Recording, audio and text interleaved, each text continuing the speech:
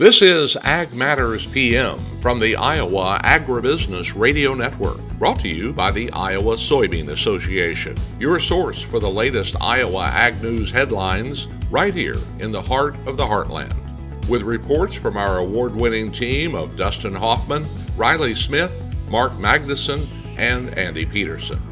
Now, from the IARN studios in Des Moines, here's Mark. Hello and welcome into Ag Matters PM on the Iowa Agribusiness Radio Network. I'm Mark Magnuson.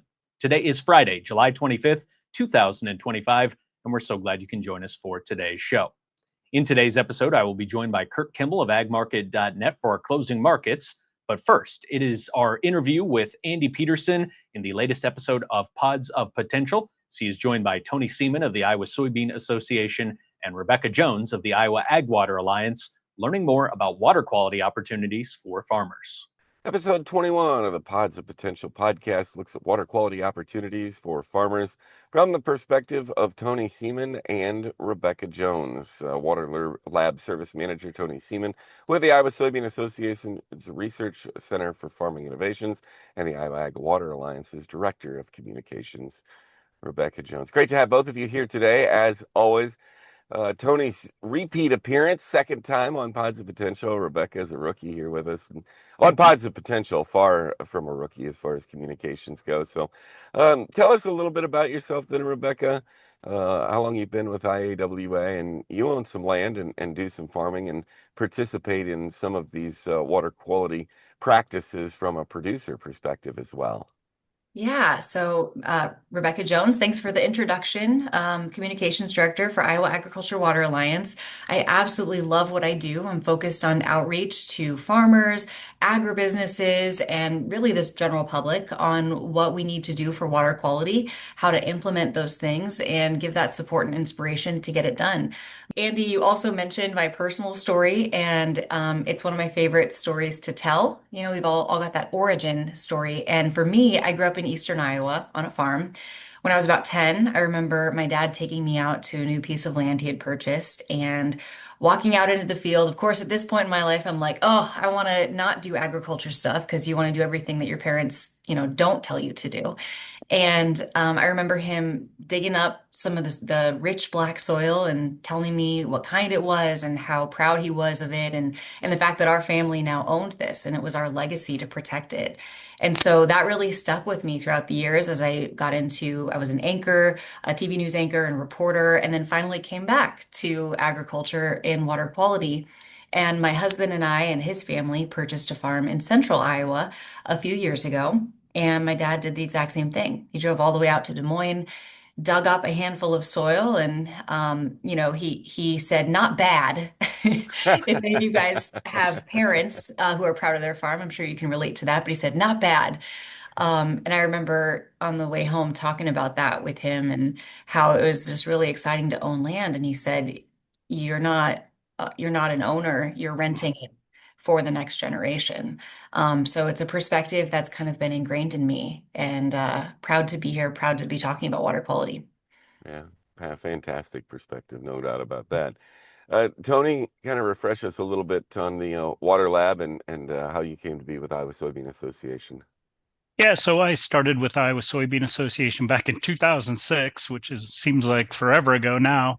And originally I did water sampling in the field. I was kind of more of a field tech. And at that time, Iowa Soybean and Agriculture's Clean Water Alliance partnered with Des Moines Waterworks as the lab. And so part of to make the position a full-time position from just the stream sampling happening then was I actually contracted back with Des Moines Waterworks to collect samples for some of their projects. And so that kind of helped me understand things from the drinking water perspective and the utilities perspective, as well as from the agriculture, because I was really, looking at water quality and a bunch of different parameters right at that intersection. And so over time here, our program's grown to the point where we invested in our own lab, to where now I'm the lab service manager. And kind of right now it's kind of a one-man show running everything down there, running all the water samples, making sure that the samples get collected. We got a couple people helping out, but really kind of oversee the whole program right now. So what is happening with water quality in Iowa right now? So the big news, obviously, here in Central Iowa and here at ISA headquarters is the lawn watering ban. And so, kind of what's happened is we see the spike in nitrate every spring, kind of before the crops are really taken off. Get those rains, kind of flush some of that nitrogen out of the soils, moves its way downstream. And so in order to keep the water treated to meet the drinking water standard, they've had to kind of reduce the demand that was coming out. And so they've did the water lawn watering ban here in the metro area. But this is really what's grabbing the headlines, but this isn't the only place that are dealing with nitrate challenges. Atumwa has had to use some blending from one of their alternative sites, or some smaller utilities that are, I think, have actually exceeded the nitrate drinking water standard. Cedar Rapids always is challenged with these same things being under the influence of the surface water intake. And so while Des Moines is getting all the headlines, the nitrogen issue is definitely statewide. And so every farmer needs to kind of take notice and look at their own operation to see what they're contributing. Yeah, so dive into that a little bit. As far as you mentioned, every spring this happens. Nitrogen's the number one fertilizer for row crops, particularly corn, and it's very leachable in the water, in the rainfall, I guess. Yeah. And so, obviously with anything like this, there's a lot of factors that go into it, right? And so, the weather's part of it, things that happened last year are part of it, stream flows, water demand, all these kind of factors all play into it. But what's a little concerning to me is that none of these events are really rare. There's not that one thing we can point to that says, oh, well, we won't have to worry about this next year, in 2 years or 3 years. Because, maybe it was a little wetter this spring, and, it dried up a little faster, and we got a few more corn acres out there, but none of those things are really out of the ordinary. They just kind of all coalesced into where we are. And again, even the utilities that aren't, threatened with exceeding it today, it doesn't mean they're not still challenged by these things and trying to look forward on the treatment side. And so, again, the nitrate issue has been here for going on 25 years in Des Moines Waterworks timeframe. And so, we need to make sure that we're, following the nutrient strategy, reduction strategy, and we're trying to, really lessen ag's impact and try to get a handle on this instead of, just accepting this as kind of the norm and that it has to be this way. Yeah, do you have some data that you can share as far as maybe some analog years and that type of thing? I'm still looking at the analog years. I've heard 2011 and 2006 kind of thrown out there. I haven't, we're still got samples actively coming in. What I can say is in the Raccoon, we just got another round of samples from the tributaries there on Thursday. Things have dropped a little bit, but still, whenever we see the levels up in Jefferson or Sac City still high, then we know that's going to be here in a few days in Des Moines. And so recently the nitrate at the intake at Des Moines Waterworks has been bouncing around a little bit with the rain. You get that first flush of the dilution, and then as the tiles kind of pick back up, we see it kind of bounce back. And so things are kind of volatile right now. Once the stream flows kind of slow down a little bit, and the up and down of the rain kind of slows down as we get into the heart of summer, then they should drop fairly quickly. But at this point in time, there's still a lot of nitrate to be coming down from up in the watershed to Des Moines anyway. Yeah, tell us about IAWA here, Rebekah, and where you kind of fit into the discussion. Happy to. IAWA, Iowa Agriculture's Water Alliance, is a nonprofit. We were formed by Iowa Corn, Iowa Pork Producers Association, and Iowa Soybean Association. And those three organizations' CEOs continue to be on our board, guiding us in the direction that they want us to go and helping farmers to improve water quality. And where we come in is we kind of have two main fields of work. We're working on, one, developing programs and finding funds so that we can make sure that farmers are getting support for some of the more difficult conservation practices, or for simply trying something new, because it's not easy. And we recognize that. Myself as a farmer, or as a landowner, I should say, recognize that. And then the other part of work that we do is outreach and communication. So podcasts like this, trying to get the word out to farmers that conservation practices don't have to be, like some crazy hippie practice. Like they can be a part of a regular operation and they can be successful. They can also help your bottom line in some cases, and in other cases, maybe do nothing to that bottom line. And that would be a success too, just to implement something that improves water quality and allows you to farm the way that you want to farm. So, hearing Tony talk about this issue, I do just want to say that while this is a set of circumstances that are not all attributable to farmers, like we're seeing these spikes because of weather and increase in demand for water, in addition to higher nitrate in the source water. While that is the case, I don't think that removes accountability from each of us as individuals. So we all have to be thinking upstream and downstream. And so, Andy, will you allow me to be maybe get a little bit ugly before I get pretty again, a little spicy maybe, with some, and I promise I'm going to be empathetic. That's one of your favorite terms these days, isn't it? A little spicy. Well, yeah, I mean, I think yeah, it's fun. But what I want to say is that, and again, I'm a landowner and grew up on a farm, but what I want to say is that, if you are listening to this as a farmer, there is another farmer who lives upstream of you. And the decisions that they make on their farm, whether they decide to do cover crops or install some prairie or whatever it may be, those decisions a farmer upstream of you makes impact your water quality. They impact your water bill. They impact your well water. They impact your family's well-being and your ability to go tubing on the weekends on your favorite river, stream, something that we all did growing up. And so you as a farmer, you also live upstream of someone else. And the decisions that you're making on your farm have impact for a community downstream of you as well.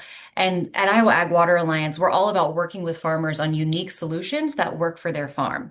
And so I'm not telling you today, go try every single conservation practice in the books, because that would be very unsuccessful. But what I would like to say today is, like, with this, with all the news about water quality right now, it's critical that you as a farmer pick one thing, just pick one thing that you haven't done before that you can implement this year and not wait until next year.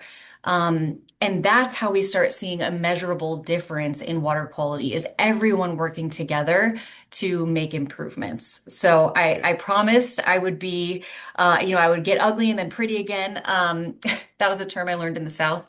But just to kind of bring it home, I mentioned my family's farm that we purchased the last few years. We had hours of discussion about whether or not we wanted to implement cover crops. It took hours. It took working with experts to finally get the entire family on board with that decision. And this past year, we planted cover crops for the first time. And I recognize that most of us don't have a lot of time or extra money for these types of things, but that's why IAWA and groups like us exist, and Iowa Soybean too, to help provide resources in the form of assistance and money and different ways that we can help you implement conservation on the farm. So long-winded, Andy, but I hope that there was some color and some value in there. Thank you to Andy, Tony, and Rebekah for joining today's episode of AM/PM with that latest segment from Pods of Potential. It is time now for the closing markets. I will be joined by Curt Kimmel of agmarket.net. But first, a word from our sponsor, the Iowa Soybean Association and the Soybean Checkoff. You're watching Ag Matters PM. Iowa Soybean Association is driven to deliver for Iowa's 40,000 soybean farmers. We're proud to provide objective agronomic research, a helping hand with soil and water stewardship, and timely industry news powered by the Soybean Checkoff. Learn more at iasoybeans.com. Time now for the closing markets on Ag Matters PM, and I'm joined by Curt Kimmel of agmarket.net. Curt, how do we trade here on Friday in the grains? Oh, Mark, it's Friday. Corn down 1 to 2, beans down 3.5, wheat down 2 to 3 cents. Typical Friday. On the weekly chart, another lower weekly close. Corn down 8 to 9 cents. Soybeans 14.29 cents lower on the weekly chart. Wheat down 8 to 9 cents. But overall, last week's lows are a ways away. We need to hold the lows we made last week there to kind of keep the market in a position to recover. It was low volume, but trades were taking place in some liquidation. Basically, Trade's dialed into some favorable weather for the most part. Conditions next week could be stable, but seasonally conditions start to decline in through here as the crop starts to mature. And two, this time of year, we start to see a little bit of stress from disease. Plant health's the main concern. Guys are trying to decide when to spray to get the most longevity of the spray for funguses, particularly. It's been too wet in some areas, and beans don't like wet feet. And we're getting reports these beans are backing up a little. The soil is pretty saturated. So we'll see what the conditions report shows next week and see what the weather pattern shows.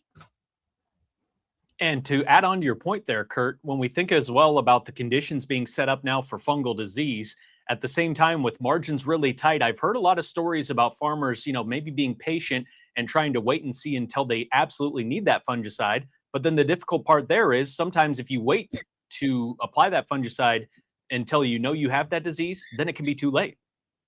Exactly. That's the most stress we're seeing right now. Everybody's pretty well used to the market going down, but just to make sure you had the right timing, because we're talking, quite a bit of money per acre, $20 to $40 an acre. You want to try to get by once, not twice. And part of those disease funguses, once you see them, it's too late. So that's the main thing. Otherwise, it's hurry up and wait. Next week, we'll see what type of trade dealers are cut ahead of August 1st, if any, for the most part. But commodity funds are still wanting to be sellers. They sold 1,800 contracts of corn, 2,100 contracts of beans, 1,600 contracts of wheat today going into midday. Not a huge amount, but I think there's just a lack of buying interest. On the other side of the ag markets, how did the livestock trade today? Well, we're fixing to find out next week here. And what I mean by that is we got a cattle and feed report, 99% on feeds, the average trade estimate, place 98%, marketing's 96%. Also, cold storage report. We'll see what type of disappearance we've been seeing out of cold storage. On the cattle side of the equation, they were up 70 to 90 cents. On the week, they were up $3 to $4. Hogs down 50 cents. On the weekly chart, they were also lower. Lean index steady firm. The big news probably in the meat sector on the world picture, which affects not only meat supplies, but also grain supplies. A lot of talk about the Chinese pork supplies are fairly good. And so therefore, if they cut back on pork production to prop up prices and profitability there, that means less demand on the world scale and also less feed demand also, Mark. He is Curt Kimmel of agmarket.net, my guest here for Closing Markets on Friday. Curt, what's the best way for our viewers to get in touch for more marketing information? Here we're at 1-800-779-1515. Or go to agmarket.net, click on Intel. That's where the team puts most of their information. Curt, thanks so much for the time. Always appreciate it, and have a great weekend. You bet. Take care. Thank you to Curt Kimmel of agmarket.net for our closing markets here today. Let's take a look at how the numbers finished in the ag marketplace today. We can find that information anytime under the markets tab of our website at iowaagnet.com. September corn closes down 2 1/4 at $3.99.5. August soybeans down 5 1/2 at $9.98 3/4. August soybean meal down $1.90 at $267.80. August soybean oil down 18 cents at $56.49. Chicago wheat down 3 1/4 at $5.38 1/4. Minneapolis wheat down a penny at $5.85. Kansas City hard red wheat down 2 pennies at $5.26 1/2. September oats up 5 cents at $3.62. On the Merc, August live cattle up 68 cents at $226.48. August feeder cattle up 248 at $331.38. August lean hogs up 50 cents at $108.70. August pork cutout up 35 cents at $112.40. Class 3 milk down 5 cents at $17.21. That wraps up the closing markets for today and brings us to the end of today's show. You can find all of our content on our website at iowaagnet.com. You can also subscribe to our YouTube channel, click on the notification icon as well, and you can listen to our morning, midday, and closing market podcast, as well as our daily episodes of our Iowa Ag Matters podcast, wherever you find your favorite podcast, at Apple, Amazon, Spotify, Podbean, and YouTube. From the Iowa Agribusiness Radio Network studios in Des Moines, I'm Mark Magnuson. For Riley Smith, Ashton Jolly, Dustin Huffman, and Andy Peterson, we thank you for watching. This has been Ag Matters PM.